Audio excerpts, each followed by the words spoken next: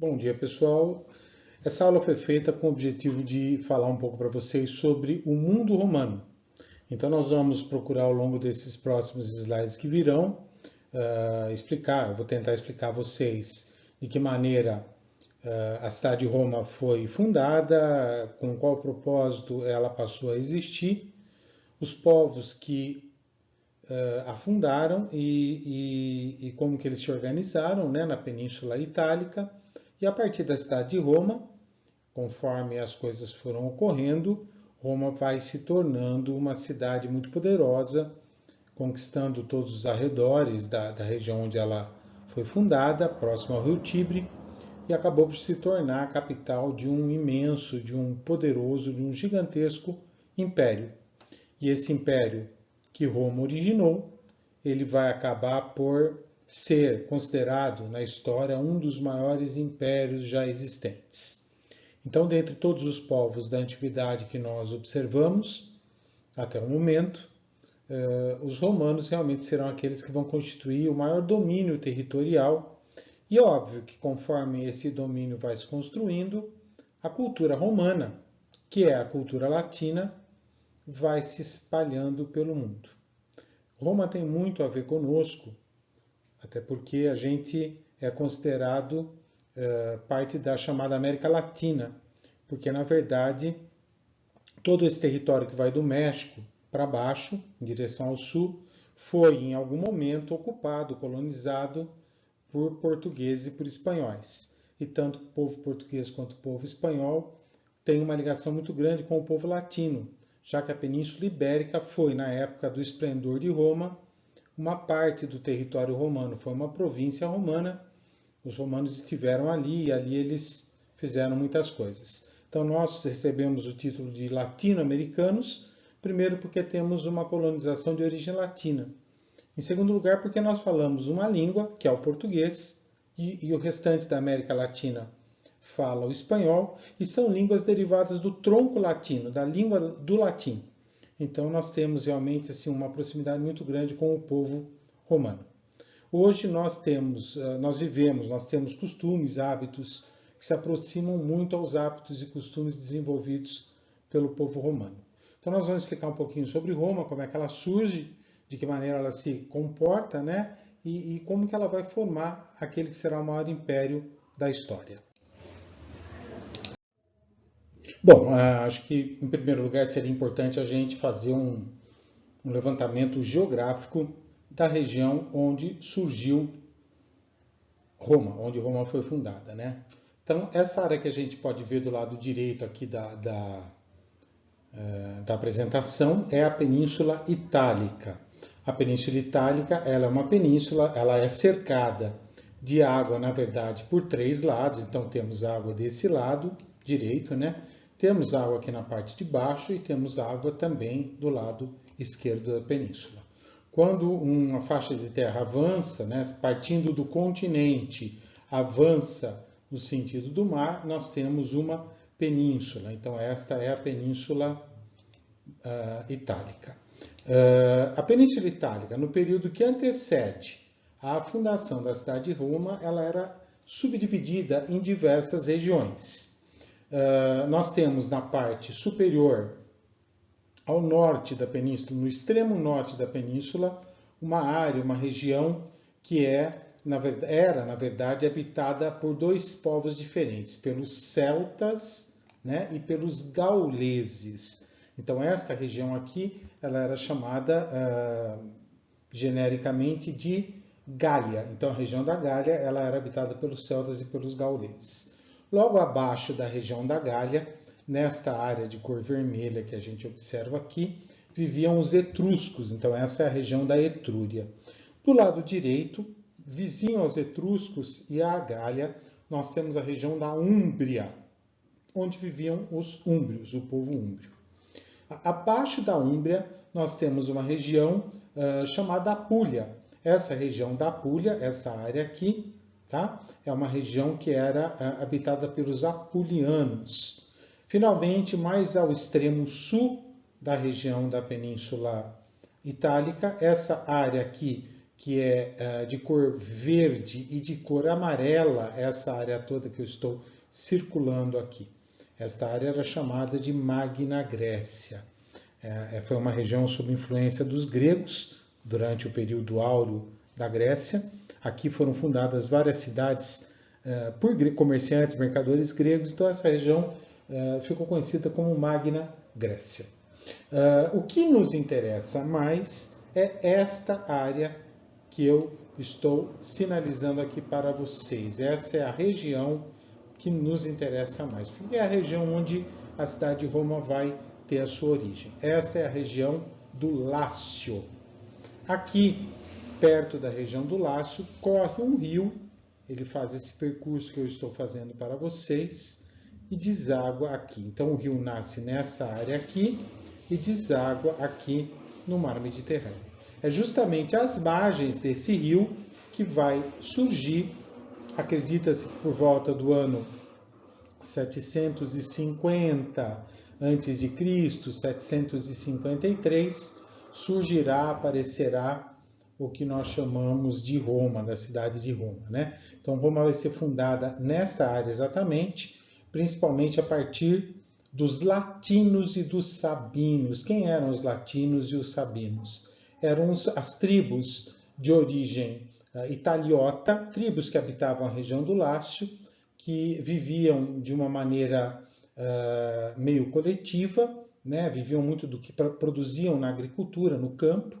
Não eram povos muito desenvolvidos, se comparados a outros povos que haviam na região da Península Itálica, mas eram povos que viviam numa organização tribal, esparramados pela região do Lácio.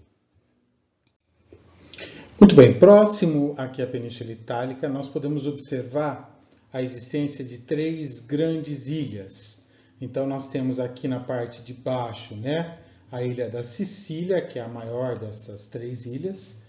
Temos aqui mais acima a ilha da Sardenha e finalmente essa que é a menor das 3, que é a ilha da Córcega, por sinal onde nasceu Napoleão Bonaparte. Então, Sicília, Sardenha e Córcega eram 3 ilhas que, no momento em que Roma surgiu, elas tinham uma influência muito grande na região do Mediterrâneo, porque, de certa forma, elas facilitavam o comércio que havia entre os povos que habitavam essa região.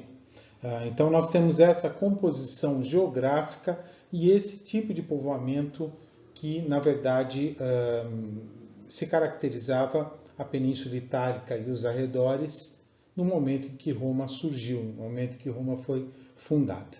Nós vamos nos concentrar agora em 2 povos e 2 regiões específicas. O primeiro desses povos que nós vamos ter uma concentração maior vai ser essa região da Etrúria, onde viviam os etruscos, e essa região do Lácio, onde viviam os latinos e os sabinos. Então, essas duas regiões aqui, são as regiões que interessam mais para nós a partir de agora. Nós temos, com relação à existência da cidade de Roma, duas versões da sua fundação.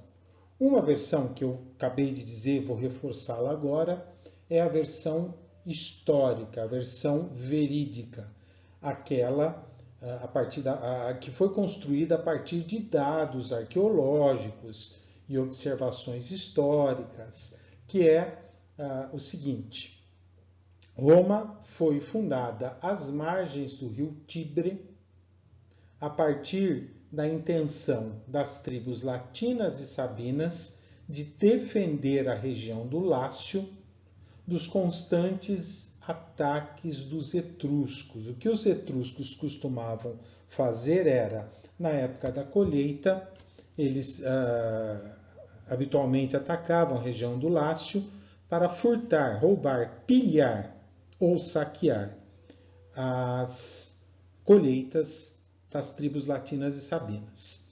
E aí então passava-se 1 ano, 2 anos e eles novamente tornavam a fazer isso. Os etruscos eles eram, nesse momento, o povo mais organizado, que tinha a melhor organização. Possuíam uma força, um exército bem organizado, tinham cidades relativamente grandes, tinham um poder centralizado que auxiliava nesse tipo de ação, né, de ataque coordenado. Então, os etruscos, por tradição, eles costumavam ser um grande problema para os latinos e para os sabinos. Então, pensando nessa situação, latinos e sabinos tomaram a decisão de construir uma fortaleza e escolheram as margens do rio Tibre para poder fundar aquela que seria a sua primeira linha de defesa contra os latinos. Por que essa região onde foi fundada Roma foi a região escolhida? Porque, em primeiro lugar, o rio servia como uma proteção natural que dificultava o ataque dos etruscos por aquele lado da fortificação, né? O rio torna-se uma barreira de difícil superação. Além disso, a região é cercada por 7 colinas. Então, essas colinas também acabavam oferecendo uma proteção extra. Então, ali era realmente uma região propícia para se fundar ou se construir uma fortificação. Só que, além de ser uma região propícia para a defesa, a região onde Roma foi fundada também era uma região muito fértil. Nessa região havia e há até hoje uma fertilidade significativa. Então, isso atraía. Então, com o passar do tempo, a partir da fundação da cidade de Roma, que deve ter ocorrido por volta de 750 a.C., mais e mais pessoas foram se fixando nessa área. E aquilo que era inicialmente um vilarejo, uma fortaleza, uma pequena linha de defesa, foi crescendo, foi ganhando expressão e foi se tornando muito grande. Então, essa seria a versão histórica da fundação de Roma. Há uma versão lendária, mítica, que envolve a existência de 2 irmãos, Rômulo e Remo, que por razões de sucessão do trono foram jogados no rio, ainda bebezinhos, pelo próprio tio, e conseguiram sobreviver e foram amamentados por uma loba selvagem. Então, nesse local, às margens do rio Tibre, onde ocorreu o encontro da loba com os 2 bebês, os romanos entendiam que ali houve a intervenção divina, né? E os bebês, então, foram salvos por um animal selvagem. E depois que os bebês já adultos retornaram e decidiram fundar ali naquele local, por ser um local considerado sagrado, uma cidade. E aí então fundaram a cidade de Roma. Essa é a versão, assim, a grosso modo, é a versão lendária que trata do surgimento da cidade de Roma. Ok? Nós dividimos a história romana em 3 momentos distintos. Cada momento tem as suas características e as suas peculiaridades. Então, a monarquia é o período em que Roma foi administrada por um monarca, por um rei. Esse período vai da fundação da cidade de Roma, por volta de 753 a.C., até o momento em que a elite romana, os descendentes dos fundadores de Roma, chamados patrícios, rebelam-se contra o rei daquele momento, um homem chamado Tarquínio, o Soberbo, e depõem o rei. E tomam a decisão de não escolher outro rei para sucedê-lo. Decidem proclamar um novo regime de organização política, que é batizado de república. E nesse novo regime não há reis, mas na verdade a função de administrar a cidade e tudo que ela domina passaria a ser exercida pela figura de uma instituição formada pelos chefes das famílias patrícias, que ficou sendo o Senado. Então o Senado romano se torna o órgão dirigente de Roma nessa nova etapa, nessa nova fase da história romana. A República vai, portanto, da deposição de Tarquínio, no ano 509 a.C., até o momento em que um homem, um general romano chamado Otaviano, depois conhecido pelo título de Otávio Augusto, Augusto significa divino, né? Sobrinho de Júlio César, uma figura extremamente importante na história romana, torna-se o primeiro imperador de Roma. Ele é recebe o título de imperatus, imperator. Imperator é líder militar prestigiado. Então, o próprio Senado dá a Otávio Augusto o título de imperador. E isso ocorre no ano 27, antes do nascimento de Cristo. Então, nesse ano, nós consideramos que acabou a República Romana e teve início o terceiro, o último, e talvez o mais conhecido dos períodos da história romana, que foi o Império. O Império, portanto, ele começa no ano 27 a.C. e se prolonga até o ano de 476, quando Roma foi invadida e tomada pelos povos bárbaros. Então foram aí quase 450 anos de história, o que durou o Império Romano. O momento da monarquia romana ele é caracterizado por alguns elementos. Então, o primeiro dado significativo é que a gente não tem muita informação precisa sobre o período monárquico romano, porque não há muitos documentos, não há muitas fontes históricas, digamos assim, seguras, né, que a gente possa usar para entender esse momento inicial da história romana. Né?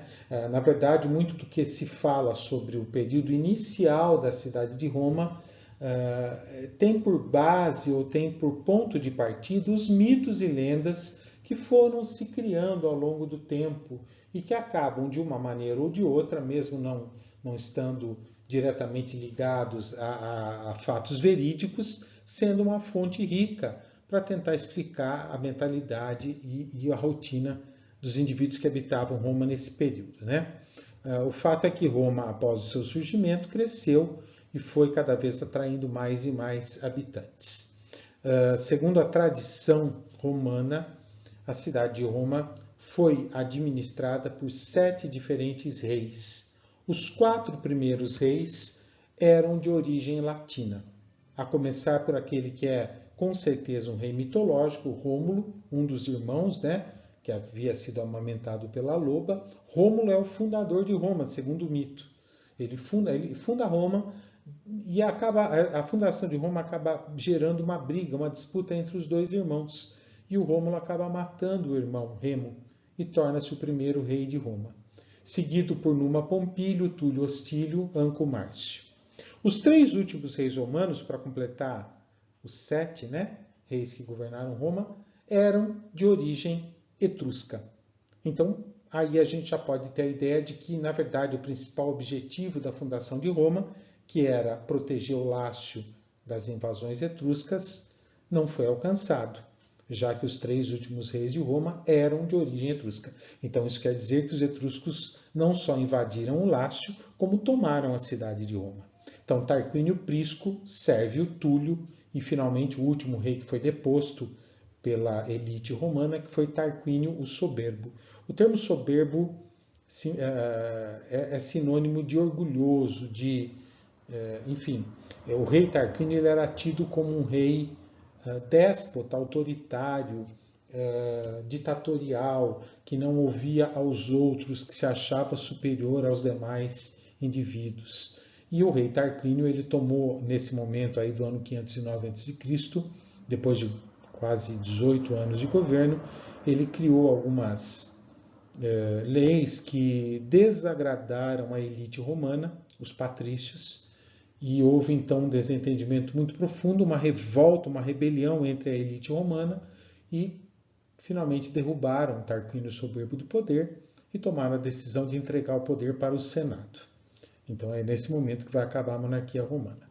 Então, politicamente falando, Roma foi uma monarquia despótica.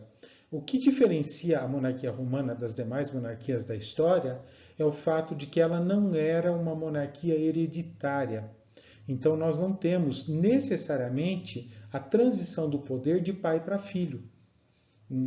Na verdade, os reis romanos eles eram escolhidos por uma assembleia, chamada Assembleia Curial.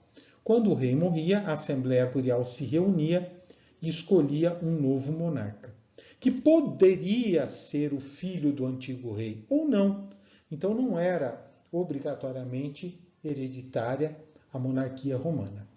Isso, por um lado, é um fato interessante, porque nem sempre o filho dos reis tinha a mesma capacidade do rei para governar. Então, na medida em que os reis eram escolhidos por um grupo, por uma elite, geralmente entendia-se que essa elite fazia uma escolha baseada no mérito desses indivíduos que eram eleitos. Então, incorria-se menos no erro de aceitar o governo de um herdeiro do trono que não mereceria estar lá, né? Por outro lado, essa questão de não haver hereditariedade vai ser um problema depois, futuramente, lá na época do Império Romano, quando os imperadores também vão transmitir o poder para pessoas escolhidas por eles, que não eram geralmente os próprios filhos. Então, no Império Romano, o imperador transmite o poder também de forma não hereditária. Qual é o problema? O problema é quando o imperador morre antes de fazer a sua escolha de quem vai sucedê-lo. Aí, quando isso ocorreu em vários momentos da história romana, havia até mesmo uma guerra civil, porque até mesmo os mais poderosos homens de Roma se achavam no direito de substituir o rei. Então, na época da monarquia, nós tínhamos a monarquia, o rei governando tudo, ele exercia as funções dos três poderes, além disso eles controlavam as forças militares e a religião. Tínhamos a Assembleia Curial, que cuidava da escolha do próprio monarca e também era responsável por fazer a votação das leis que seriam implantadas em Roma.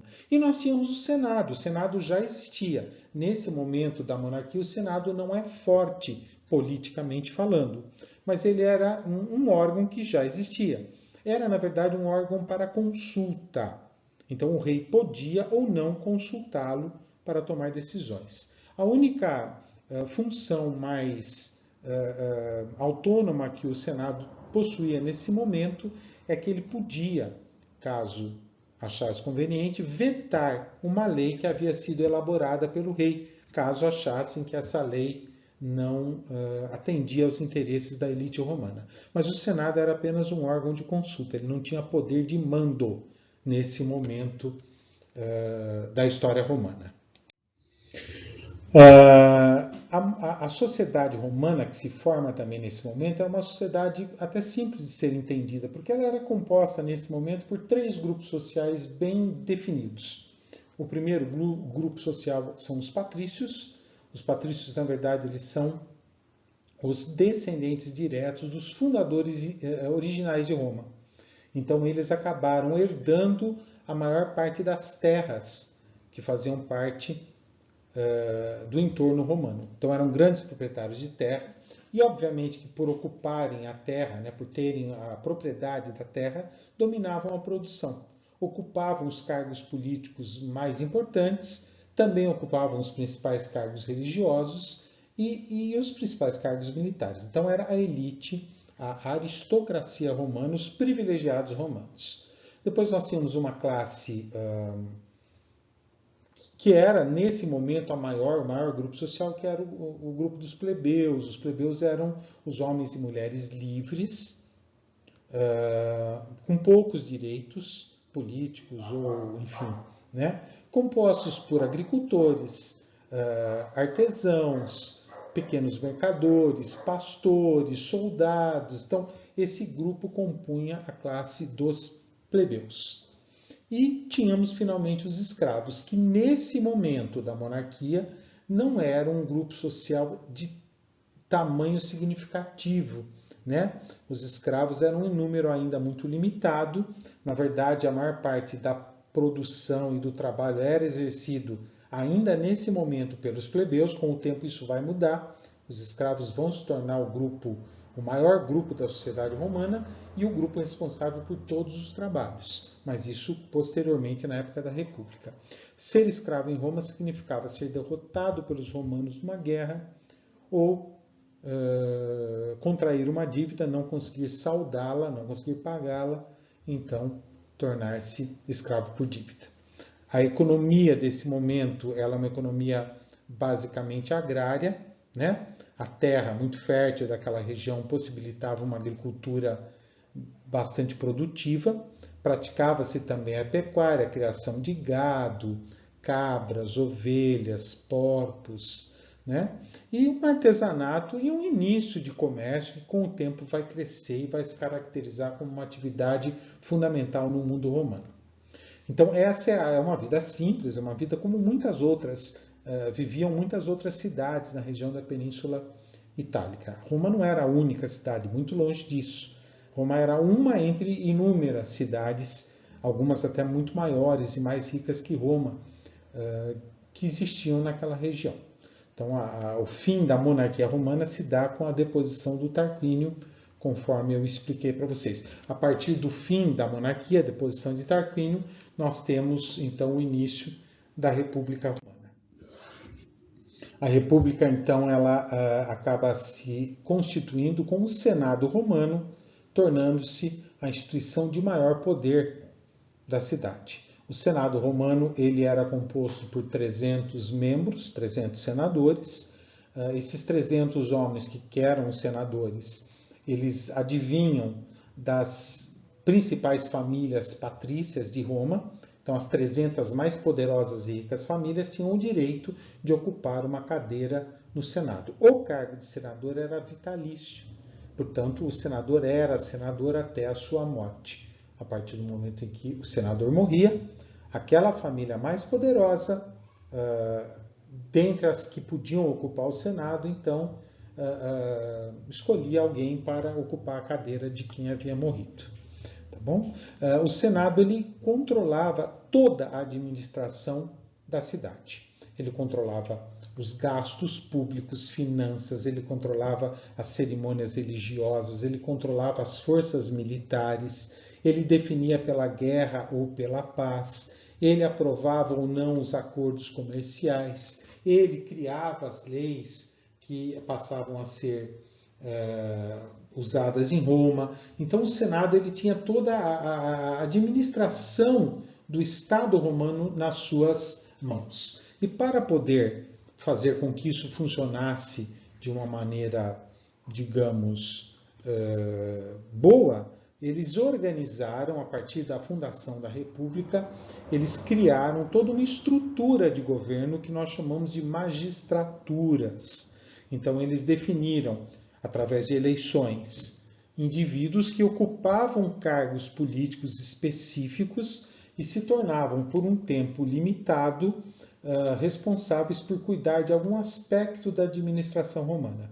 Então, esses eram os magistrados. Eu coloquei aqui ao lado direito, para que vocês pudessem conhecer, os mais importantes magistrados. Obviamente, haviam outros que eu não coloquei aqui, porque não vem ao caso a gente ficar demorando muito nesse aspecto. Mas esses 6 magistrados que eu coloquei aqui, esses 6 cargos eram cargos de maior importância. Então, o mais importante de todos os magistrados era o cônsul. O cônsul, ele era o chefe do Senado, ele liderava o Senado e liderava toda a magistratura.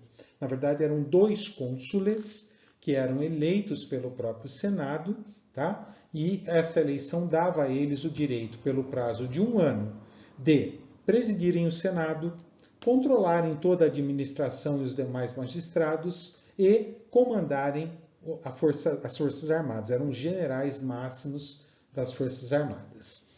Os pretores, no começo eram eleitos 2 pretores e depois, conforme a população foi aumentando, foram também aumentando o número de pretores, chegando até a 8. Eles eram os juízes supremos da cidade de Roma, de todo o território sob domínio romano. Eles presidiam os tribunais de justiça do mundo romano.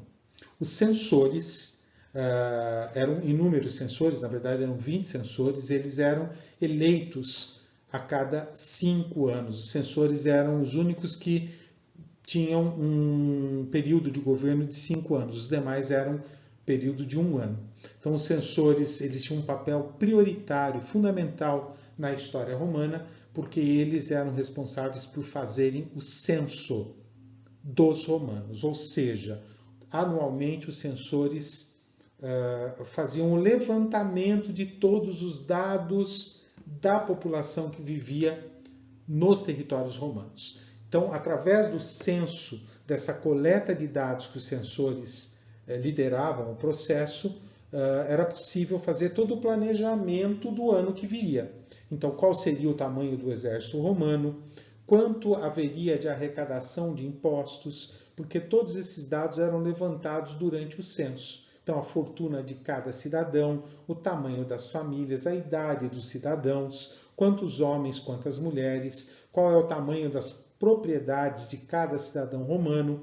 Então, a partir desse tamanho de propriedade e dessa riqueza, estabeleciam-se os impostos a serem pagos. Então, a partir dos dados do censo, se conseguia prever o andamento do ano, se fazer o planejamento. Além disso, os censores também eram responsáveis pelos costumes públicos, ou seja, aquelas leis que definem como é que o povo deve coexistir, né? Como é que o povo, o que o povo pode, o que o povo não, as pessoas podem ou não fazer para que a existência, a coexistência seja civilizada. Então, as regras de conduta social eram controladas pelos censores. Um outro tipo importante de magistrado que existia era o edil. O edil, na verdade, ele desempenhava uma função que hoje poderia ser vista como semelhante ao prefeito de uma cidade. O edil ele cuidava da administração do município, tá? Da área urbana de Roma. Então, ele cuidava das obras públicas, ele era o responsável por garantir o abastecimento de água e alimento em Roma. Ele cuidava do policiamento interno em Roma, do policiamento urbano. Ele cuidava dos espetáculos públicos. Então, toda essa parte que era feita dentro da cidade de Roma era desempenhada pelo edil. Os questores, que chegaram a ser 40 indivíduos eleitos também, eram responsáveis por administrar as finanças públicas. Os questores lideravam o processo ao longo do ano da cobrança dos devidos impostos que os romanos eram obrigados a pagar. Então é óbvio que todos esses indivíduos, cônsul, pretor, censor, edil, questor, trabalhavam juntos. Um dependia do outro para que a situação em Roma pudesse ser conduzida. Dentre esses 6 magistrados que eu expus aqui para vocês do lado direito, o último, que é o tribuno da plebe, ele é um pouco diferente dos demais. Porque no início da República Romana, logo no começo da República Romana, o tribuno da plebe era um magistrado que não era eleito pelo Senado romano, era o único magistrado, nesse momento inicial, eleito por uma assembleia de plebeus. Então, quem era, na verdade, o tribuno da plebe? Ele era um plebeu escolhido pelos demais plebeus para atuar junto ao Senado romano. Veja bem, ele não era um senador, até porque o cargo de senador estava vinculado ao grupo social dos patrícios. Mas ele era o representante dos plebeus dentro do Senado. Então ele acompanhava todo o trabalho do Senado e definia se concordava ou não com aquilo que o Senado estava tomando como decisão. Então, quando o Senado criava uma lei, o tribuno da plebe analisava aquela lei e se ele achasse que aquela lei, de alguma maneira, penalizava a classe plebeia, ele poderia propor adaptações àquela lei. Ou poderia mesmo propor leis que trariam algum benefício para os plebeus. Então, no começo eram 2 os tribunos da plebe, mas depois, lá no final da República Romana, esse número foi se estendendo até chegar a uma dezena de indivíduos. Tá? Eles tinham um papel importante, mas muitas vezes eles acabavam se indispondo com os senadores. Então foram poucos os casos de tribunos da plebe que, inclusive, foram assassinados até por terem se chocado com interesses da elite romana. 2 fatores marcaram muito a República Romana. Então, o primeiro fator que a gente pode considerar como extremamente marcante no período da República Romana foi justamente os conflitos sociais entre patrícios e plebeus. Nós chamamos de lutas sociais, enfim. Esses conflitos foram provocados, em sua maioria, pela própria desigualdade econômica e social que existia entre plebeus e patrícios. Né? Os plebeus, eles foram, conforme Roma foi expandindo o seu território, eles foram perdendo espaço para os patrícios. Cada vez mais os patrícios desfrutavam dessas novas fortunas que vinham da expansão romana e cada vez mais marginalizados política e socialmente os plebeus ficavam. Então isso acabou por provocar rebeliões e revoltas sociais muito grandes no período da República Romana.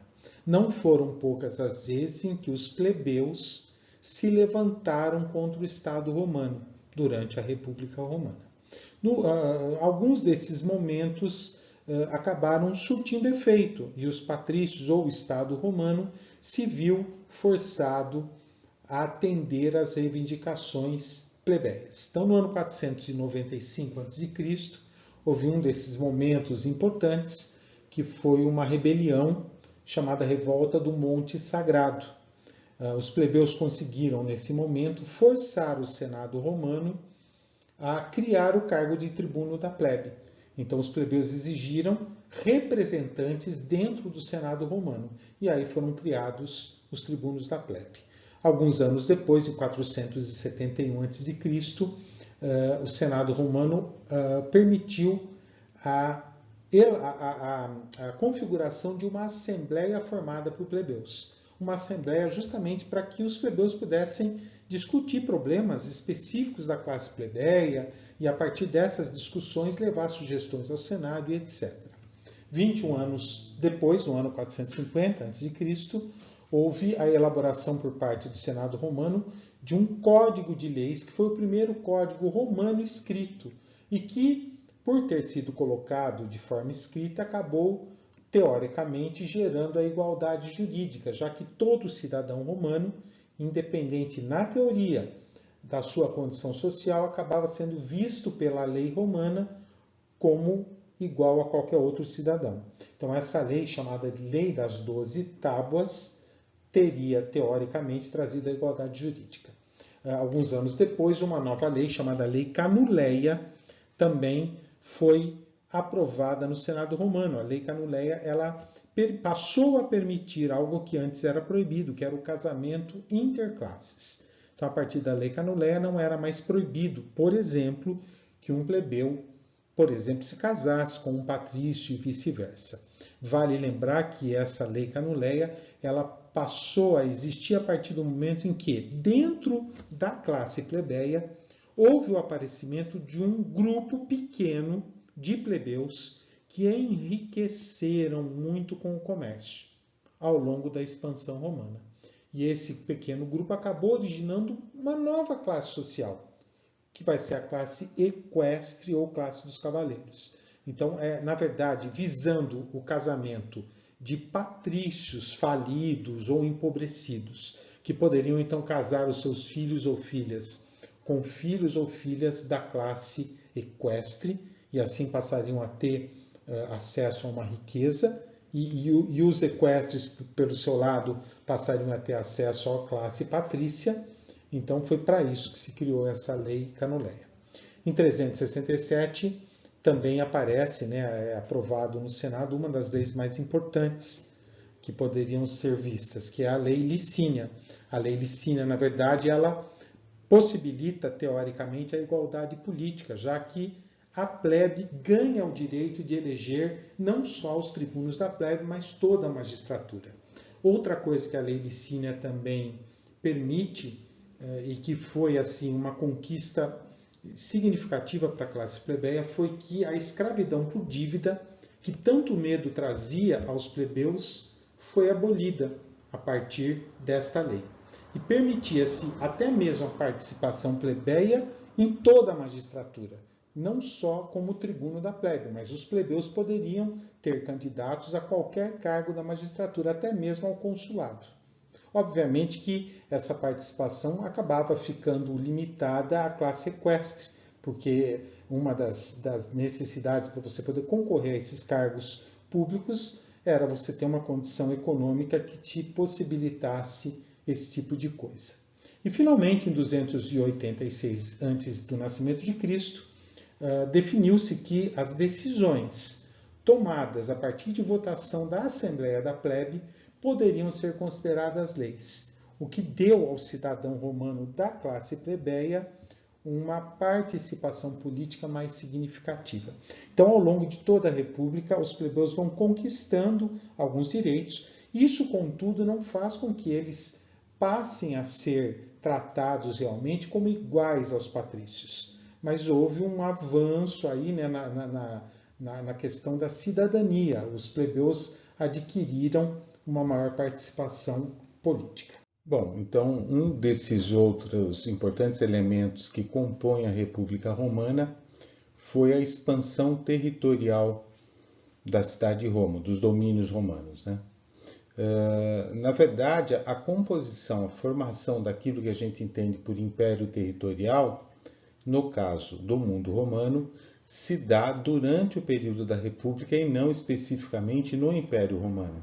O início do Império Romano, que ocorre lá com Otávio Augusto, na verdade ele inicia-se politicamente, mas territorialmente o Império já está constituído. Essa constituição do Império ela ocorre ao longo de todo o período republicano. Então, o primeiro momento de expansão romana se dá sobre a Península Itálica. A conquista da Península Itálica ela tem o seu início conjuntamente com o início da República Romana. Então, a partir do ano 509 a.C., os romanos, já mais bem organizados, já mais estruturados, dão prosseguimento ao domínio das regiões em torno da cidade de Roma. Então, até a própria região da Etrúria, que havia sido um problema para o Lácio, né, na época dos latinos e dos sabinos, acaba caindo sob domínio romano. A Úmbria, a região mais ao sul da Península Itálica, que vai ser constituído pela Apulia, também pela chamada Magna Grécia, vão lentamente, ao longo desses séculos da República, sendo dominados por Roma. Após ter o controle total da Península Itálica, os romanos se voltam para as ilhas que ficavam na região do Mediterrâneo, logo ao lado da Península Itálica, que são as ilhas da Sicília, da Sardenha e da Córcega. Acontece que o domínio dessas ilhas era interessante no aspecto econômico, porque dominá-las significava ter um controle das rotas comerciais que transitavam pelo mar Mediterrâneo. Então os romanos partem para a conquista dessas regiões, dessas 3 ilhas. Acontece que nesse momento eles se deparam com um novo poder, um poder que fazia frente ao poder da própria cidade de Roma, que era o poder de uma cidade chamada Cartago, uma cidade muito grande, muito rica, que ficava no norte do continente africano. As origens de Cartago remontam à época da Fenícia. Cartago foi uma colônia fenícia, fundada pelos mercadores fenícios lá na Antiguidade Oriental. E ela prosperou por estar localizada numa região que favorece o comércio. A cidade de Cartago tornou-se uma cidade muito poderosa. E os cartagineses eram grandes mercadores, grandes comerciantes que tinham o controle das rotas do mar Mediterrâneo Ocidental. E isso incluía o domínio de parte destas 3 ilhas que agora Roma cobiçava. Então, ao se deparar com o poder de Cartago, esse choque de interesses entre Roma e Cartago produz o início de uma guerra, de um conflito, que vai ser conhecido pelo termo Guerras Púnicas. As Guerras Púnicas elas são guerras longas, elas têm uma duração aí por volta de 120 anos, obviamente que não são 120 anos ininterruptos, há momentos de calmaria, há momentos de conflito. Então a gente divide esse conflito em 3 momentos distintos, que a gente pode batizar de primeira, segunda e terceira Guerra Púnica. Cada um desses momentos ocorre em uma época distinta. Então, a primeira Guerra Púnica ela tem início logo no ano 264 a.C. Nesse momento, quando Roma está tentando expandir o seu domínio pelas ilhas do Mediterrâneo, Cartago declara guerra a Roma. Essa guerra, esse conflito inicial da primeira Guerra Púnica termina com a vitória de Roma sobre Cartago. Roma se sai melhor do que Cartago e consegue impor uma derrota a Cartago. Os cartagineses perdem o controle das ilhas do Mediterrâneo para Roma e são forçados a indenizar Roma pelos custos desse conflito.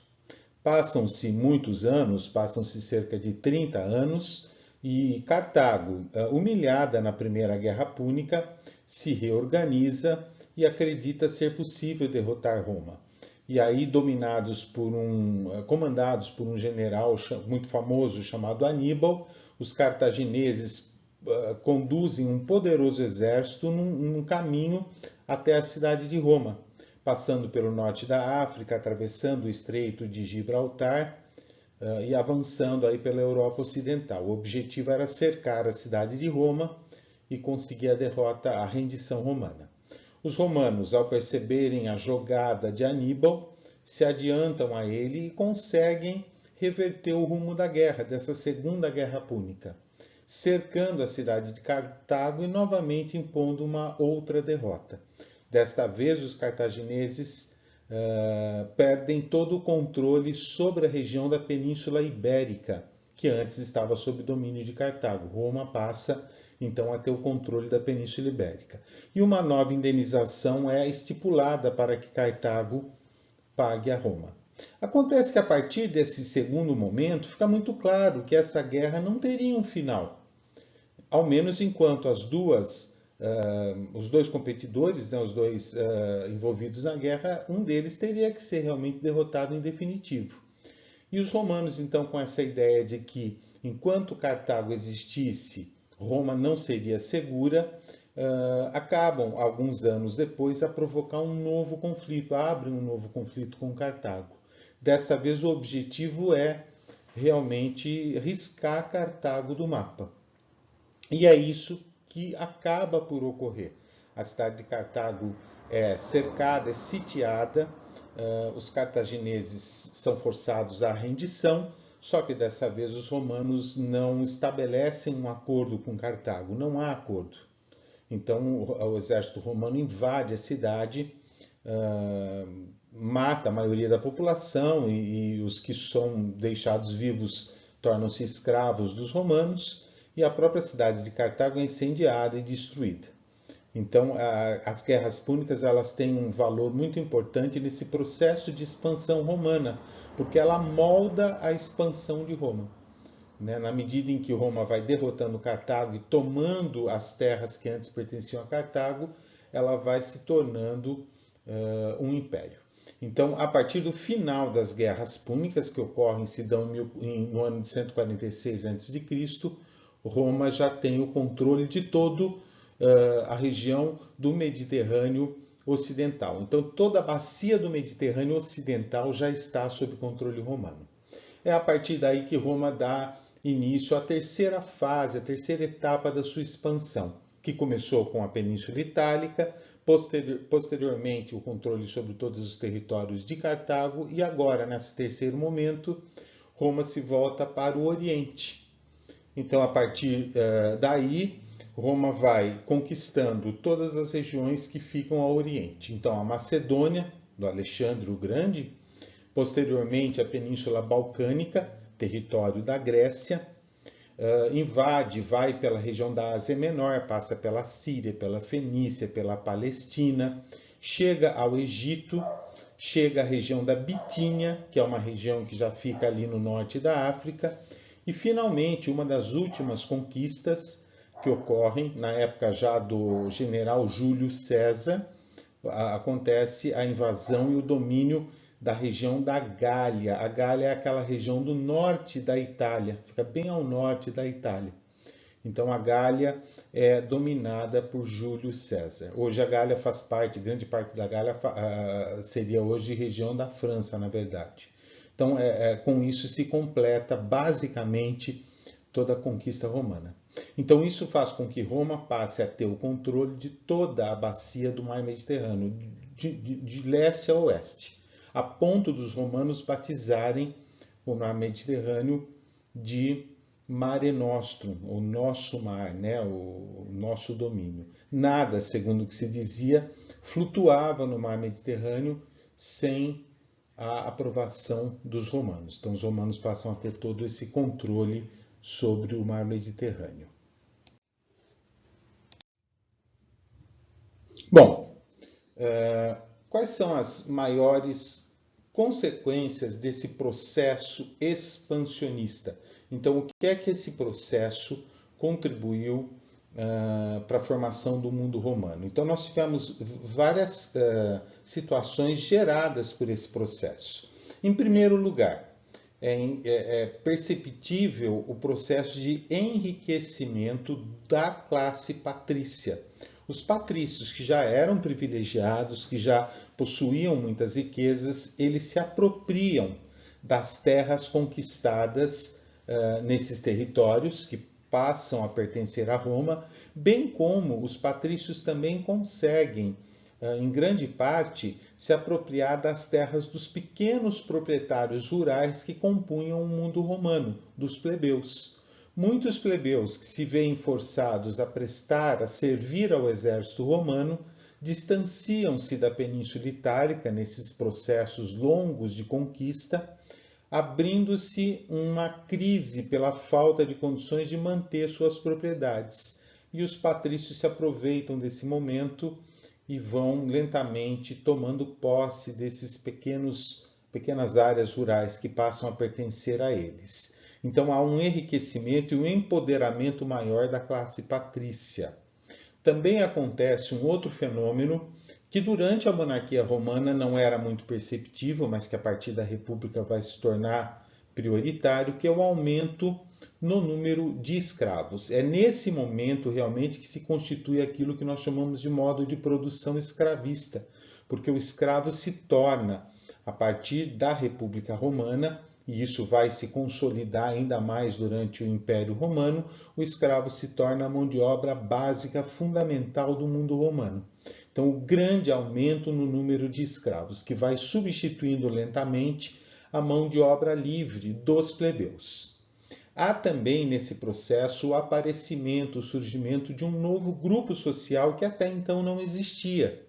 Esse novo grupo social ele nasce dentro da classe plebeia. Ele é composto por um grupo pequeno, reduzido, de plebeus que, ao longo da expansão romana, acompanhavam as forças militares de Roma, não com o intuito de fazer a guerra, mas sim com o objetivo de promover o comércio. Então, esse pequeno grupo de plebeus mercadores que acompanhavam as legiões romanas pelo mundo afora, eles acabaram, ao longo do tempo, enriquecendo e originaram uma nova classe social, que nós batizamos de classe equestre ou classe dos cavaleiros. Então, quem era, na verdade, que compunha a classe equestre, era esse pequeno grupo de plebeus que ficaram ricos ao longo das conquistas romanas. E, obviamente, por possuírem recursos, acabam se tornando um grupo à parte dos próprios plebeus. Uma outra situação que vem também na esteira de tudo isso é o aumento da dependência da classe plebeia com relação ao Estado romano. Ora, a gente percebe que os plebeus perderam suas terras ao longo desse processo, foram sendo substituídos pela mão de obra escrava e, com isso, foram ficando relativamente dependentes das benesses, da boa vontade do Estado romano. Então, a dependência da classe plebeia acaba aumentando no decurso da República Romana e acaba ficando gigantesca no período do Império Romano. E, finalmente, a gente pode também apontar que o processo de urbanização do mundo romano é acelerado a partir da conquista desses vastos territórios. Em grande parte, o aumento das cidades romanas se dá pelo abandono que os plebeus acabam promovendo sobre a área rural. Ocorre, nesse momento, um êxodo rural significativo, intenso, que faz com que os plebeus busquem o apoio do Estado romano e se desloquem para a cidade, onde eles vão passar a contar com medidas políticas para atender a necessidades básicas que eles vão passar a ter. Alimentação, moradia. Então, eles buscam o apoio do Estado e se deslocam para as cidades. Então, todas essas situações, todas essas consequências contribuem para moldar o mundo romano, que vai, a partir de agora, se constituir dessa maneira. Obviamente que aquilo que era para funcionar de uma maneira, digamos assim, bem articulada, né, que era a República Romana, o Senado à frente da República, dando as diretrizes e conduzindo, dando o norte de toda a estrutura do Estado romano, funcionou relativamente bem no início da República. O problema é que, com o decorrer do tempo e a ampliação dos domínios romanos, essa situação começa a não funcionar muito bem.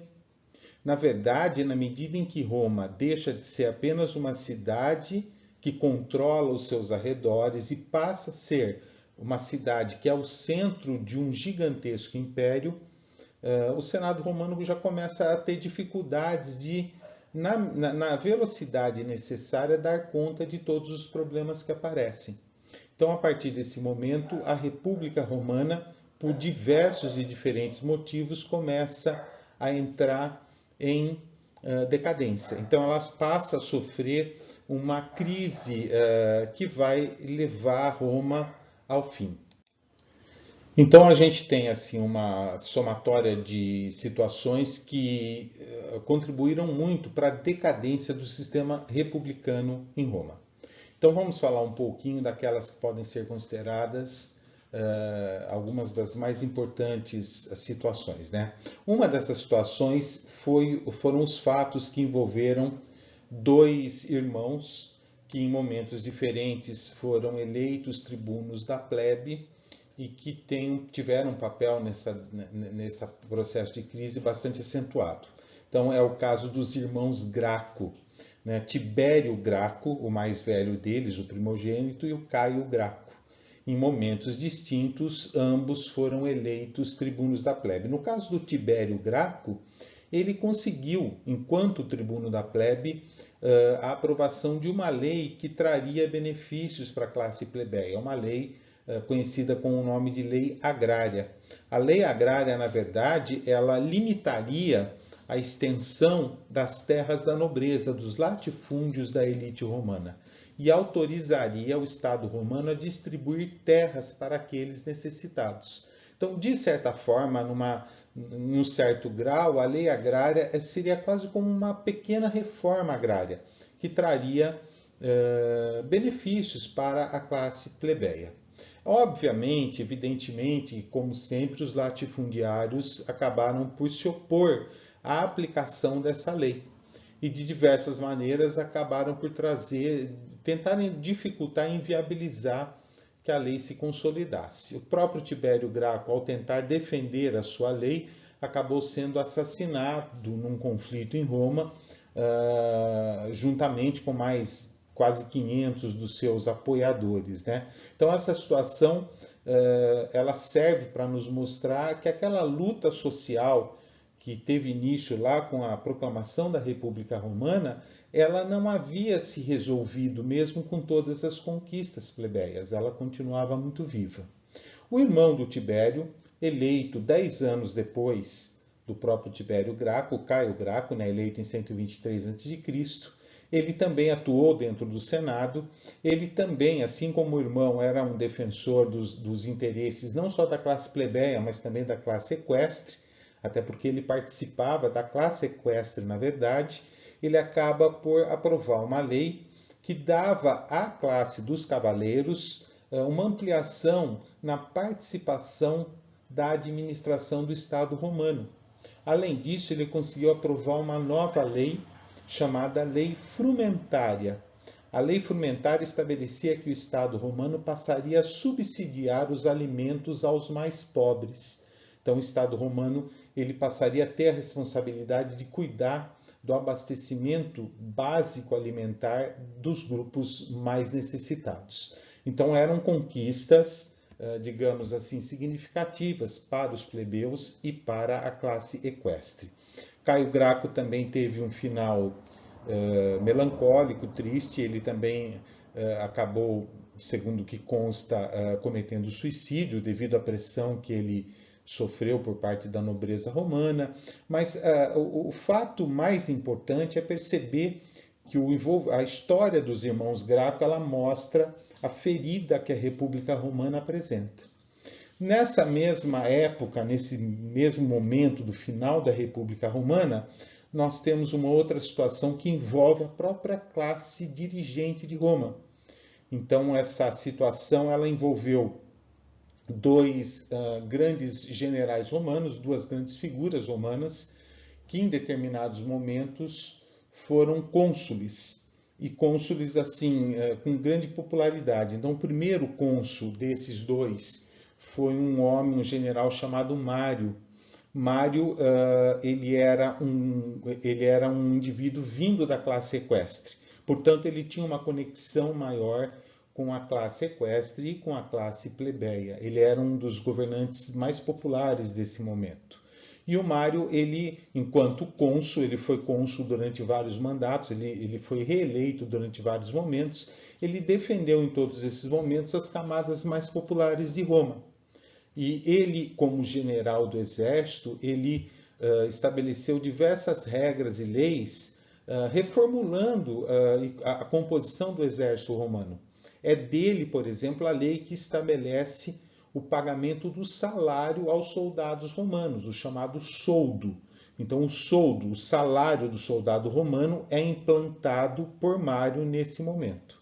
Mário também reduz significativamente a autoridade do Senado e fortalece a autoridade do cargo do cônsul e dos magistrados. Então, Mário foi muito bem visto por alguns e muito mal visto por outros. Mário também, enquanto cônsul, ele estabeleceu a carreira do soldado romano.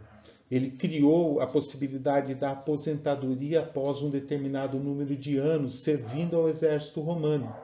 E também estabeleceu que o soldado romano que se aposentasse como soldado teria o direito de receber do Estado romano uma pequena terra, um pequeno lote de terra onde ele poderia então passar a sua velhice. Acontece que Mário tinha os seus inimigos. Após a morte do Mário, novas eleições acabaram por conduzir ao poder um outro general chamado Sila. O general Sila, ao contrário do Mário, ele era diretamente conectado à classe patrícia, a origem dele era patrícia. Então ele talvez fosse nesse momento o porta-voz de todos aqueles que estavam descontentes com tudo aquilo que o cônsul Mário fez durante o seu consulado. E Sila, como porta-voz desse grupo, decidiu restabelecer os privilégios da aristocracia romana e também devolver ao Senado toda a sua glória, todo o seu poder. Então, Sila, na verdade, ele trabalha a favor da classe patrícia, buscando fortalecer o poder dos patrícios. E para consolidar esse projeto de governo, ele passa a perseguir, utilizando-se de uma violência significativa, aqueles que haviam apoiado Mário, que eram principalmente da classe dos cavaleiros e um grande grupo da classe mais popular, da classe plebeia. Então, essa perseguição de Sila aos seguidores de Mário agrava a crise da República Romana, porque provoca no interior de Roma, no interior do seio de Roma, a guerra civil que vai vai contribuir para que a República Romana chegue ao fim. Então, veja, nós podemos somar a questão dos irmãos Graco a essa guerra civil entre os partidários de Mário e os partidários de Sila, e além desses dois problemas, houve outros problemas que também se agravaram com o passar do tempo. Nós temos, por exemplo, conflitos de caráter de ordem política e também revoltas em regiões sob domínio romano. Uma dessas revoltas, inclusive, ocorre na região da atual Espanha, uma rebelião liderada por um romano, que era, por sinal, um discípulo do cônsul Mário, um general chamado Sertório. No ano 80 a.C., ele lidera uma rebelião contra Roma, contra o domínio romano, lá na região da Península Ibérica. Sertório é derrotado, ele é derrotado por um general chamado Pompeu, um dos líderes do Senado romano nesse momento, e que vai ganhar destaque na política romana, mas a revolta de Sertório contribui para acirrar os ânimos na República. E também nesse momento, nessa época, quando tudo isso está ocorrendo, acontece aquela que é tida como a maior rebelião de escravos vivida pelo mundo romano. Vamos nos lembrar que nós estamos falando de uma rebelião de escravos ocorrida numa das civilizações da antiguidade que mais conexão tinha com a escravidão. Então, qualquer rebelião de escravos era realmente significativa dentro do mundo romano. Essa rebelião em questão é a revolta de Espartaco. Espartaco, inclusive, era um dos escravos romanos. Ele era um escravo gladiador, e ele lidera uma revolta, uma rebelião de escravos contra os romanos. E essa rebelião ela ganha uma proporção tão gigantesca que o exército formado por Espartaco, composto por ex-escravos, escravos fugitivos, passa a fazer frente até mesmo ao exército romano e em vários momentos ameaça o domínio romano. Espartaco avança pela Península Itálica e em vários conflitos com forças romanas ele se sai melhor, chegando inclusive a pensar em atacar Roma. Então o próprio exército conduzido pelo escravo Espartaco, nessa rebelião, pensa em invadir a cidade de Roma. Finalmente, o exército de Espartaco acaba sendo derrotado, primeiro porque há certas divergências entre os líderes dessa rebelião, e isso enfraquece o grupo, porque eles se separam, e segundo porque, depois de diversas derrotas, os romanos decidem tratar essa rebelião com a seriedade que ela exigia. E aí entregam a um general romano que era muito bem considerado, chamado Crasso, para que ele lidere as forças contra o exército de Espartaco. E finalmente, no ano 71 antes do nascimento de Cristo, Espartaco é capturado, morto, e a rebelião é controlada. Então a revolta de Espartaco também é um outro evento dessa crise da República Romana. E mais uma para a gente ficar, digamos assim, inteirados do processo, mais uma dessas questões envolve o próprio Senado romano. Um dos senadores, um homem chamado Catilina, ele no ano 66 a.C., ele começa a liderar uma conspiração contra o próprio Senado, pregando a anulação de dívidas, pregando o fim da existência da chamada nobreza senatorial, que eram aqueles senadores vitalícios, e chega até a propor uma reforma agrária. Então, assim, ele provoca um tumulto, ele começa a originar, a conspirar contra o poder do Senado, e ele acaba entrando em rota de colisão com um dos senadores mais influentes desse momento, que é o senador Cícero. E aí os dois acabam meio que se degladiando através de discursos e propostas, e provocam uma divisão do Senado romano. E o grupo que apoia Cícero acaba por enfrentar o Catilina e os seus adeptos, e nesse enfrentamento acabam morrendo quase 3.000 pessoas ligadas a Catilina. Então, a gente está percebendo inúmeros conflitos entre os próprios romanos, o que demonstra para a gente que o sistema republicano não é capaz de suprir as necessidades do Estado romano. Ele é ineficiente, ele é lento e ele é cheio de conflitos e contradições que acabam por inviabilizar a continuidade da condução do governo romano. Então, frente a essa situação, no ano 60 a.C., até como forma de evitar a fragmentação do território romano, 3 importantes figuras do mundo romano desse momento percebem a necessidade de somar força.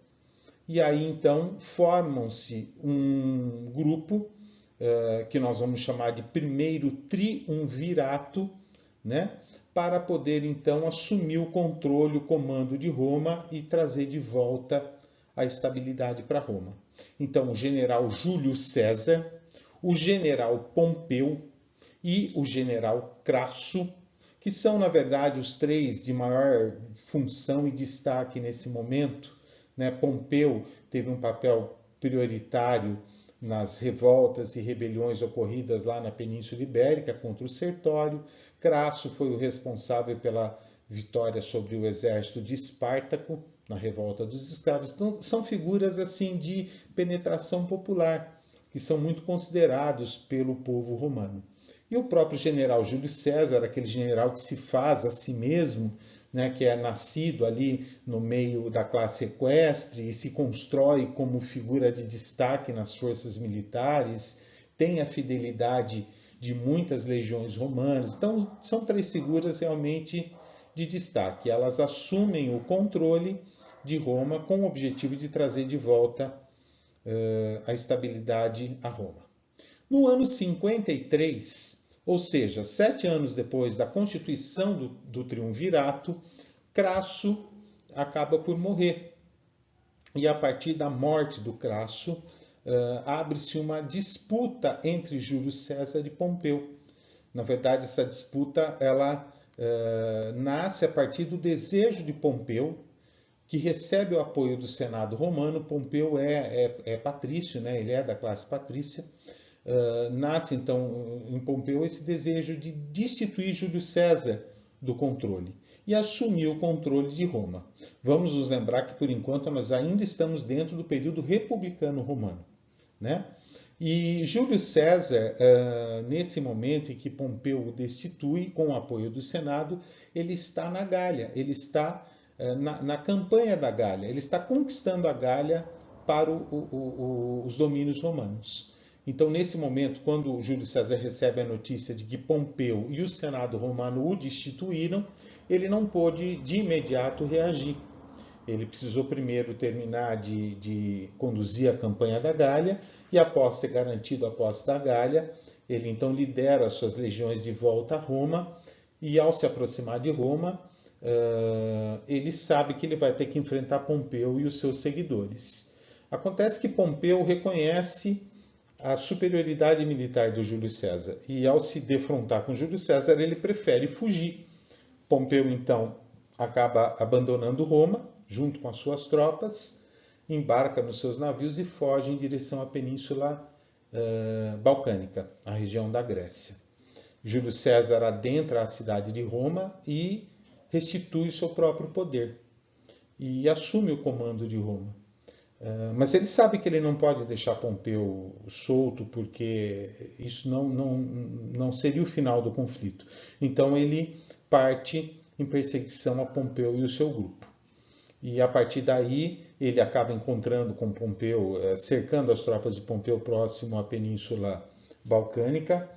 Ocorre um grande conflito naval. Júlio César se sai melhor desse conflito, mas Pompeu consegue fugir.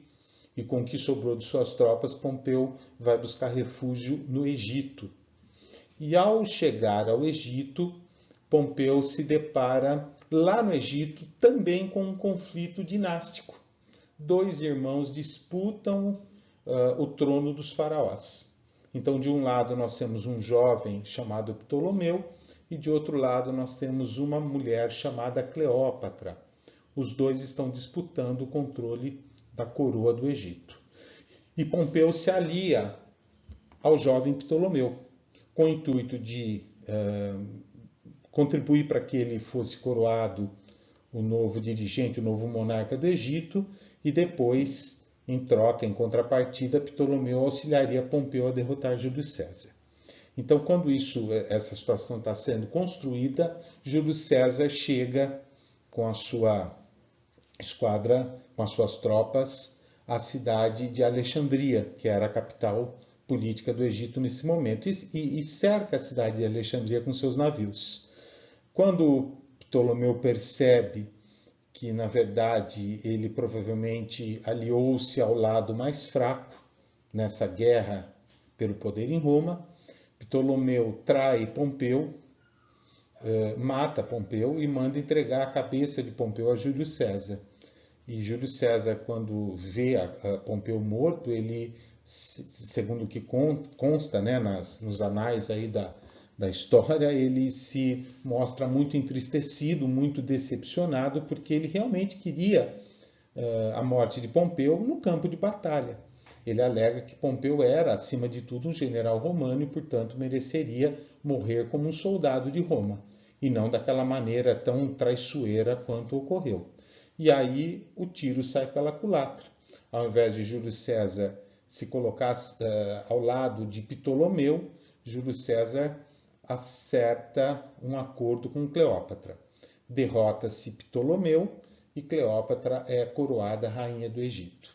Daí nasce todo um romance entre Júlio César e Cleópatra, que a história conta e que acabou gerando filmes e peças e muitas outras coisas. Mas o fato é que Júlio César, derrotando Pompeu, retorna a Roma e assume o poder de Roma como cônsul único romano, obriga o Senado a aceitá-lo, né, como único dirigente de Roma. Então, o Júlio César acaba ganhando esse braço de ferro contra o Senado. Agora, é claro que o Senado nunca vai perdoar Júlio César por ter deposto Pompeu e por ter se tornado o único líder. O que ocorre a partir daí é que Júlio César começa a governar Roma, de certa forma, digamos que deixando um pouco as prerrogativas do Senado de lado. No ano 45 a.C., Júlio César se autodenomina ditador vitalício de Roma. Reorganiza o Senado romano e acaba por promover diversas reformas que beneficiavam a classe equestre e a classe plebeia. Então ele retoma aquele projeto do general Mário, que um pouco tempo antes havia ocorrido na região de Roma. Então Júlio César abre, de certa forma, uma guerra contra o Senado romano. Não uma guerra em si, mas uma disputa com o Senado romano. No ano 44 a.C., ocorre uma conspiração dentro do Senado romano e um grupo de senadores toma a decisão de atentar contra a vida de Júlio César. Então esse grupo acaba por criar uma situação na qual Júlio César se vê cercado por alguns senadores e ele é assassinado, então, dentro do próprio Senado romano. Dentre os que participaram do assassinato de Júlio César estava, inclusive, aquele que era o seu filho adotivo, Brutus, que era um dos senadores. Brutus, na verdade, havia sido, segundo o que Júlio César acreditava, havia sido a sua escolha para provavelmente ser o seu sucessor. Então, a participação de Brutus nesse grupo de conspiradores, segundo o que o mito da história romana conta, assustou até mesmo Júlio César, que viu entre os seus assassinos seu próprio filho adotivo. O fato é que a morte do Júlio César desencadeou uma reação plebeia inesperada. Júlio César era muito bem visto pelos plebeus. Então, quando a notícia de que ele havia sido assassinado virou notícia e percorreu toda a cidade de Roma, milhares e milhares de plebeus foram em direção ao Senado romano, cercaram o Senado romano e estavam dispostos a invadir o Senado romano e a linchar os senadores. Na verdade, nesse momento, ninguém sabia exatamente quem eram os senadores responsáveis pelo que ocorria. Então, de certa forma, o Senado romano era visto como o grande inimigo que merecia ser destruído. Então, essa situação novamente colocou a República Romana em rota de destruição. Bom, percebendo esse momento delicado que Roma, mais uma vez, estava passando, três outras figuras de destaque e importância dentro do cenário romano perceberam que era o momento de assumir o comando. Ou isso ocorreria, ou realmente era muito provável que tudo iria acabar de uma maneira muito ruim. E aí, então, frente a essa possibilidade, o general, que também havia sido por várias vezes cônsul de Roma, Lépido, era um dos aliados de Júlio César, pertencente à classe dos patrícios, o general Marco Antônio, que pode ser visto como o braço direito de Júlio César ao longo da campanha da Gália e de muitas outras campanhas na qual Júlio César liderou, que era também o comandante da cavalaria romana, e o general Otaviano, sobrinho neto do próprio Júlio César. Otaviano ele era um general de significativa inteligência estratégica, mas acima de tudo ele era um diplomata, um político com uma oratória assim muito convincente. Então ele era um grande orador. Esses três indivíduos somam esforços, somam força, fazem um acordo e a partir desse acordo nasce o que nós chamamos de segundo triunvirato. Então, qual era o objetivo do segundo triunvirato? Em grande parte, os mesmos objetivos que provocaram a construção do primeiro triunvirato, que seria reconduzir Roma à sua estabilidade social, política e econômica e impedir, digamos assim, o declínio e a fragmentação do território romano. Então, o segundo triunvirato assume o comando de Roma e logo, inicialmente, logo quando isso se faz, os conspiradores que provocaram o assassinato do Júlio César são presos, são julgados e são condenados, né? A população se sente atendida, né? Na medida em que as pessoas que provocaram o assassinato do César pagam pelo que fizeram. Então acalma-se a situação social dentro de Roma e aí o triunvirato então assume o comando e busca tapar os buracos que a República Romana estava apresentando. Tomam a decisão de dividir o controle sobre o território romano. O que é que eles fazem? O Marco Antônio, general Marco Antônio, ele se dirige para a região do Oriente e a partir do Egito ele assume, digamos assim, em nome do Estado romano, a administração da parte oriental. O general Lépido vai para o norte da África, região que antes havia pertencido a Cartago, e ali ele estabelece o domínio em nome do Estado romano. E o Otaviano, também chamado de Otávio, ele fica em Roma e se encarrega de administrar a parte ocidental dos domínios romanos. Então há meio que uma divisão de funções de domínio entre os três. Ocorre que, quando as coisas realmente começam a se organizar, Otávio, que talvez fosse o indivíduo com maior desejo de ampliar os seus domínios, entra em entendimento com Lépido, afasta Lépido do domínio do norte da África e assume as funções de Lépido. E direciona Lépido para uma outra função religiosa de menor importância, afasta Lépido da competição e abre uma guerra contra Marco Antônio. Envia tropas para o Egito. Marco Antônio, que nesse momento está aliado a Cleópatra, reage, prepara-se para enfrentar as forças de Otávio e o que ocorreria nessa batalha decidiria o futuro de Roma, quem é que realmente ficaria dominando Roma, né? E Marco Antônio leva a pior, acaba morrendo no campo de batalha. Otávio, vitorioso, volta para Roma e é aceito pelo Senado romano como o único líder de Roma. E nesse momento, no ano 27 a.C., Otávio recebe diversos títulos honoríficos do Senado romano.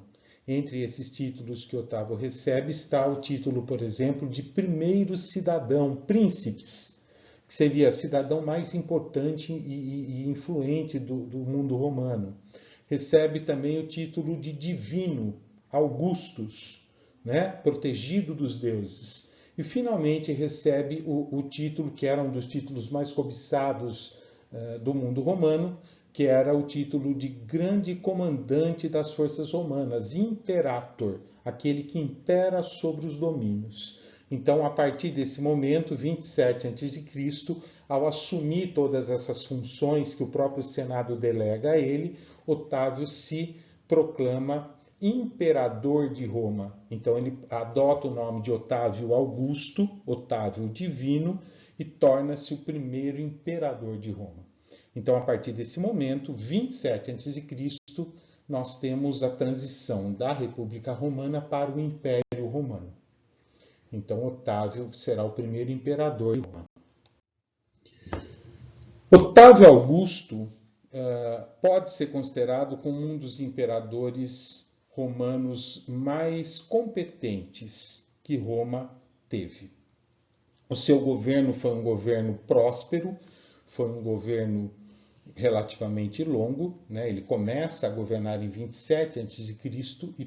e prolonga-se até o ano 14, depois do nascimento de Cristo, quando Otávio falece por causas naturais. É inclusive durante o governo do Otávio Augusto que teria nascido na Galileia a figura de Jesus Cristo, fundador do cristianismo. Depois de ter recebido todos esses títulos e ter recebido todo o apoio que o Senado romano poderia dar a ele, ele se torna imperador de Roma, cria uma guarda pessoal que vai ser muito importante ao longo do Senado do Império Romano, que é a guarda pretoriana. Na verdade, a guarda pretoriana ela se torna assim os guardas-costas dos imperadores, são figuras de homens muito importantes e muito influentes, alguns grandes conselheiros dos imperadores e etc. E consegue, com o apoio do Senado romano, com o apoio das forças armadas de Roma, e visto pelos plebeus como um herói. Otávio Augusto ele é aceito na classe plebeia, né? Ele está ligado ao clã de Júlio César. Inclusive, dos títulos que ele vai passar a usar é o título de César, né? Que nasce a partir do nome. César acaba sendo sinônimo de imperador, de grande líder.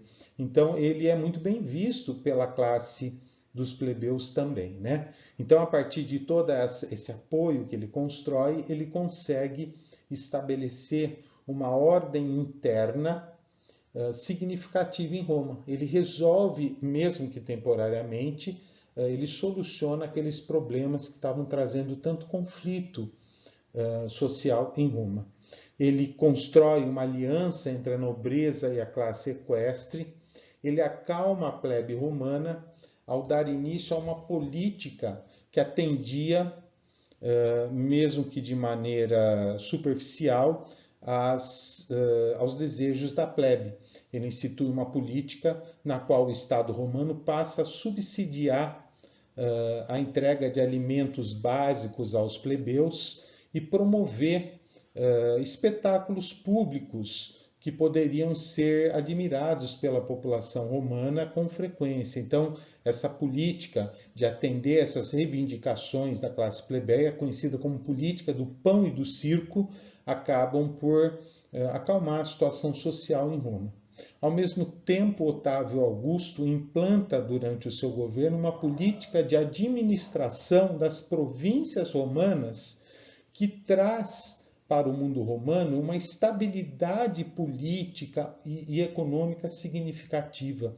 Essa política que ele adota com relação aos domínios romanos fica conhecida como Pax Romana.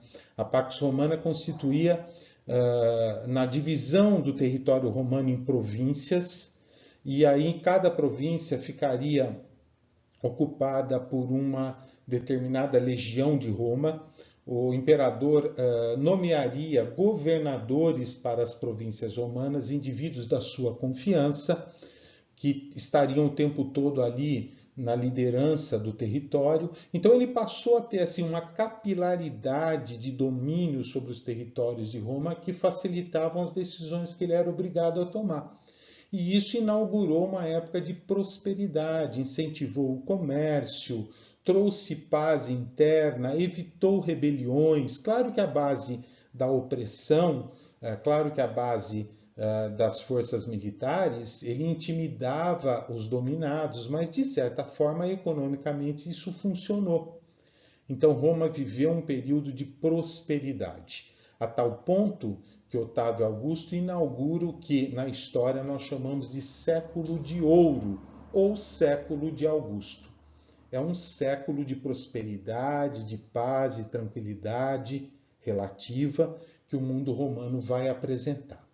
Então, esse século de ouro foi marcado, inclusive, pelo avanço e desenvolvimento das artes e das ciências. Otávio Augusto teve a seu serviço um conselheiro, um ministro, chamado Mecenas, que era um homem bastante culto, e que transmitiu para os conselhos que dava Otávio, para as decisões que eram tomadas, uma preocupação muito grande com a parte artística do mundo romano. Investiu muito em obras públicas. Roma se transformou na mais bela cidade do mundo antigo.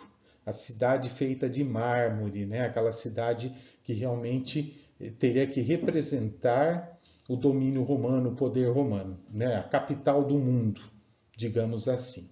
No ano 14, depois do nascimento de Cristo, Júlio César veio a falecer e a partir daí ele foi sendo substituído por outros imperadores. Nós tivemos, na verdade, 4 grupos que a gente poderia chamar de dinastias romanas, só fazendo a ressalva, mais uma vez, de que a transição do poder em Roma não se dava necessariamente de forma hereditária. Muitas vezes o imperador, na maior parte dos casos, escolhia o seu sucessor durante o decurso do seu governo. Então, em grande parte dos casos, o governante, o futuro imperador, não era o filho do imperador que morreu, mas sim alguém que havia sido escolhido pelo imperador. Então, nós tivemos, a grosso modo, 4, vamos chamar de famílias, entendendo esse conceito que eu acabei de colocar para vocês, né? 4 famílias que governaram Roma em momentos distintos. A primeira dinastia seria a dinastia Júlio-Claudiana, que é a dinastia a qual pertenceria Augusto, Otávio Augusto, o imperador Tibério, Calígula, Cláudio, Nero, que são imperadores famosos e conhecidos do início do Império Romano. Seguido pela dinastia Flaviana, posteriormente a dinastia Antonina e finalmente a última das dinastias, que é aquela que estará no poder quando Roma termina, que é a dinastia dos Severos. Então essas seriam as 4 dinastias que ao longo de quase 500 anos tiveram o controle sobre o mundo romano. Nós podemos observar aqui, nessa pantala que aparece para vocês, a extensão máxima dos domínios romanos, que seria propriamente na época do ano 117 depois de Cristo. Então, esse momento, o ano 117 depois de Cristo, Roma vive um segundo momento de esplendor, que é durante o governo do imperador Trajano. Trajano, ao lado de Júlio César, ao lado de Otávio Augusto, os dois, né, Otávio Augusto e ele, Trajano, são considerados os 2 mais competentes governantes que Roma possuiu, ao longo de todos os seus 1000 e tantos anos de história. O imperador Trajano é o último imperador das conquistas, né? Ele conquista a região da Dácia, que é uma região que estava sob domínio de alguns povos que os romanos denominavam de bárbaros. Então, com a conquista da Dácia, Roma chega à sua extensão máxima imperial. Por aqui dá para a gente perceber muito bem aquele conceito do Mare Nostrum, né? É muito claro aqui a visão de que o mar Mediterrâneo era um mar romano. Daí vem essa, digamos, prepotência do Estado romano de se referir ao mar Mediterrâneo como a lagoa romana, né? A nossa lagoa, como se o mar Mediterrâneo fosse algo pequeno. Ok? Então essa é a extensão maior do Império Romano. Agora, ocorre que, como todos os impérios que houveram na história, o Império Romano teve um início, teve um processo de crescimento e consolidação, chegou a um pico, a um auge, a um momento de apogeu, manteve-se nesse momento durante algum tempo e, evidentemente, que a partir daí ele declinou. Então há envolvido na história do Império Romano, a partir do século III e principalmente ao longo do século IV, um processo de decadência do mundo romano. Esse processo se finaliza quando Roma é atacada por um povo bárbaro, chamados de Érulos, que na época eram liderados por um rei chamado Odoacro, e o Odoacro, com as suas tropas, invade e toma a cidade de Roma, pondo um ponto final ao mundo romano. A civilização romana como uma civilização importante, imponente. Isso vai acontecer no ano de 476 depois de Cristo. Mas, na verdade, anterior a esse acontecimento, a tomada de Roma, nós temos todo um processo de declínio e decadência. Então, várias são as razões que ajudam, que contribuem para que essa decadência aconteça.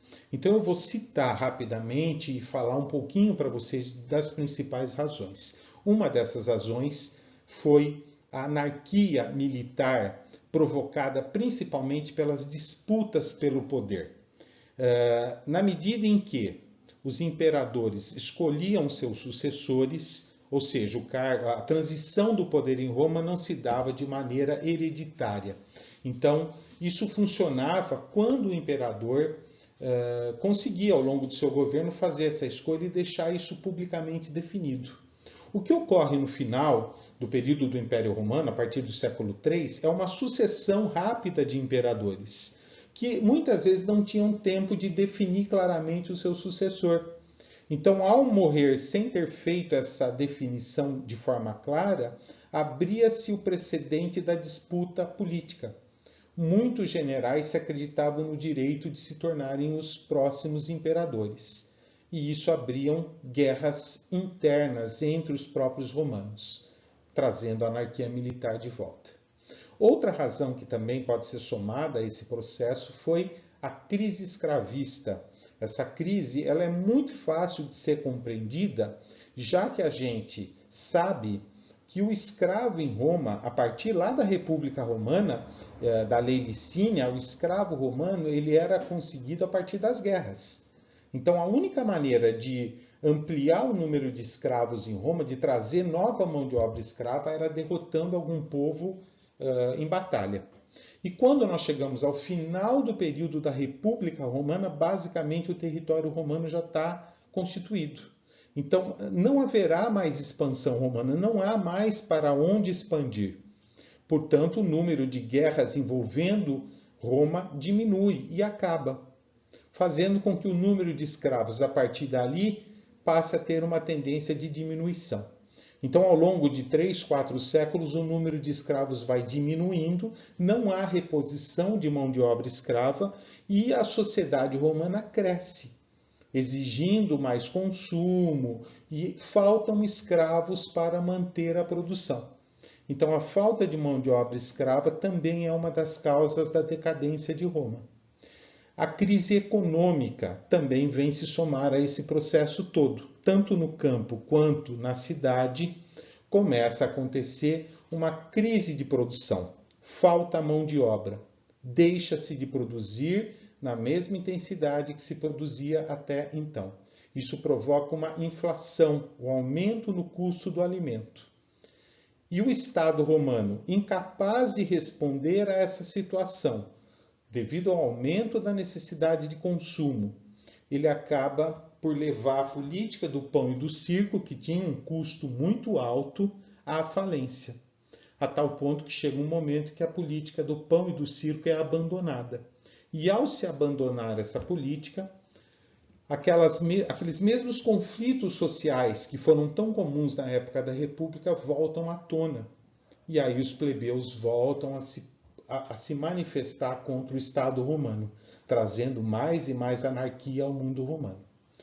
Nesse meio todo, nessa confusão toda, a gente tem a corrupção dos próprios costumes sociais, culturais. O que se gera a partir daí é uma crise de caráter moral e ético, que vai tomar conta do mundo romano.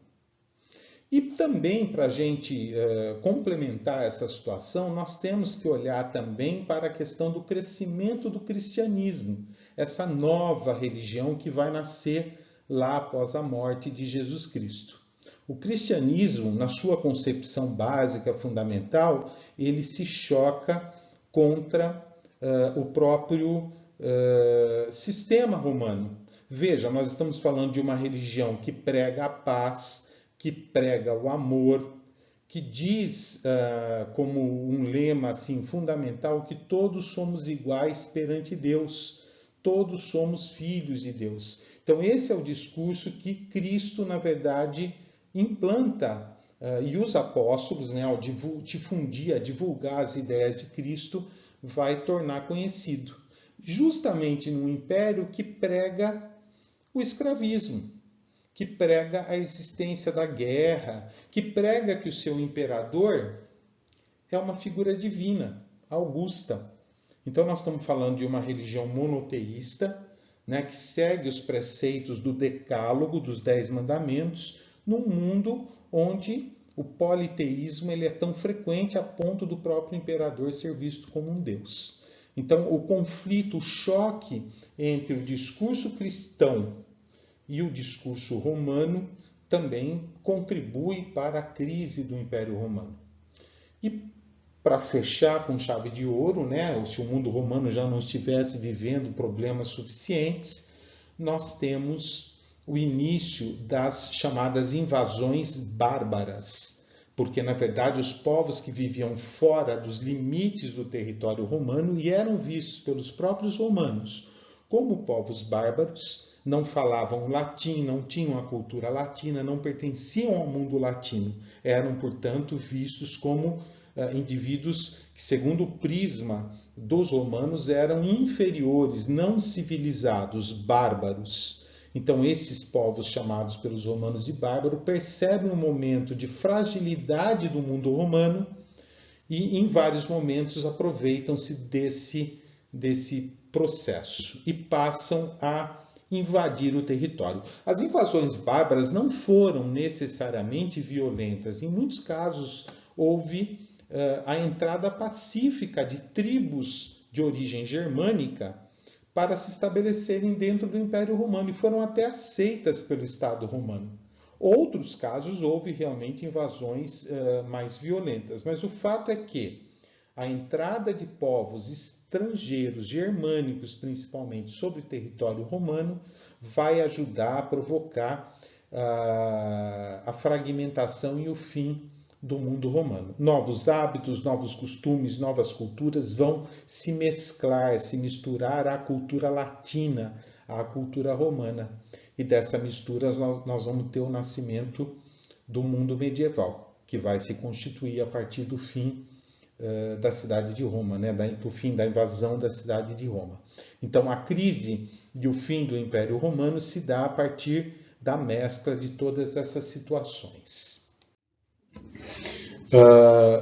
Nós tivemos aí no finalzinho, né, do Império Romano, então, os conflitos religiosos que foram tão marcantes na história de Roma. Os conflitos religiosos, eles, na verdade, eles não ocorrem apenas contra o cristianismo, mas também contra o judaísmo. Porque, na verdade, os judeus, talvez antes até do que os próprios cristãos, eles foram um dos povos que mais demonstraram resistência ao domínio de Roma. Quando lá no ano 70 os romanos invadem a Palestina, os judeus resistiram ao domínio dos romanos sobre a Palestina. E isso acaba provocando um choque com o próprio povo judeu, que durante a invasão violenta da região da Palestina se veem obrigados a fugir da região. Então a invasão no ano 70 depois de Cristo provoca a dispersão do povo judeu pelo mundo da época, que é o que nós chamamos de diáspora.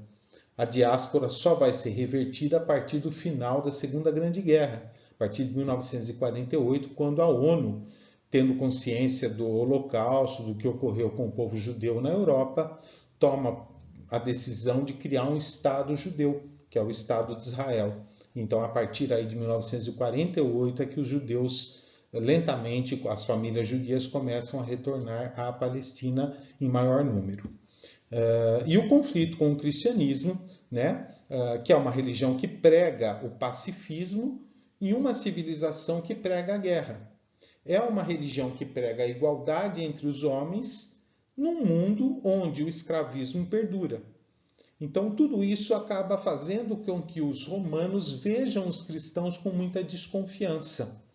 Vejam os cristãos como uma ameaça e comecem, em muitos momentos, a perseguir os cristãos. Então, nós temos, ao longo da história do Império Romano, vários imperadores que veem o cristianismo como um perigo real e perseguem os cristãos, destroem, quando encontram os cristãos, Somente lá no final do Império Romano, já assim, nos estertores do Império Romano, é que a gente vê que alguns imperadores, percebendo a drástica crise que Roma vive, buscam então uma maneira de tentar evitar o fim de Roma.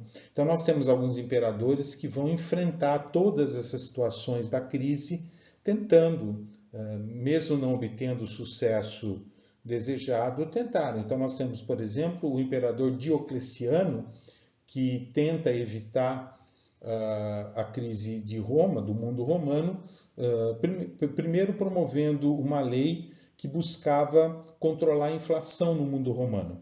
Então, o edito máximo, né, que tabelava os preços de mercadorias, salários, tentando com isso conter a inflação.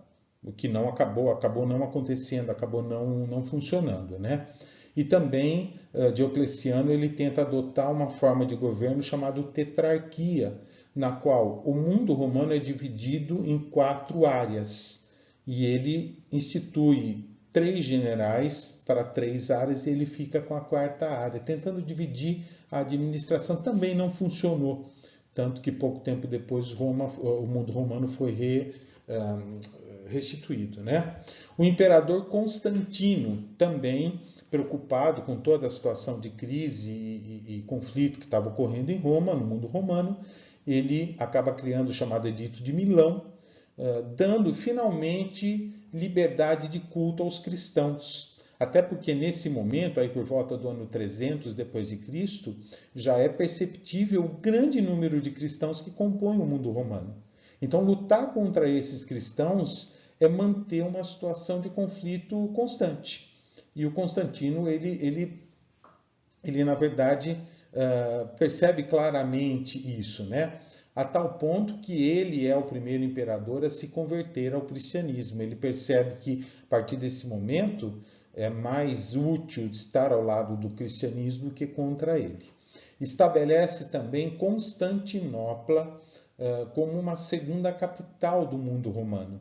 Ele divide, então, na verdade, meio que a administração de Roma entre Roma e Constantinopla, que era uma cidade mais vinculada, mais conectada ao lado oriental do mundo romano. Finalmente, o imperador Teodósio, através do edito da Tessalônica, ele acaba ampliando aquilo que Constantino deu início e transforma o cristianismo em religião oficial do Império Romano. Então, a partir daí, ele passa a ter ao seu lado todo o complexo cristão, né? Todo o complexo, todo o sistema, a mecânica cristã a seu favor, que tenta ajudar na administração e manutenção do Império Romano. Ele também institui a diarquia. Teodósio, no ano 395 depois de Cristo, ele divide o mundo romano em 2 e cria a partir dessa divisão o que nós chamamos de Império Romano do Ocidente e Império Romano do Oriente. Então, Roma como capital ocidental e Constantinopla como capital oriental. O que ocorre a partir daí é que o lado ocidental não vai conseguir resistir à pressão dos povos bárbaros e no ano 476 vai acabar por deixar de existir com a invasão de Roma.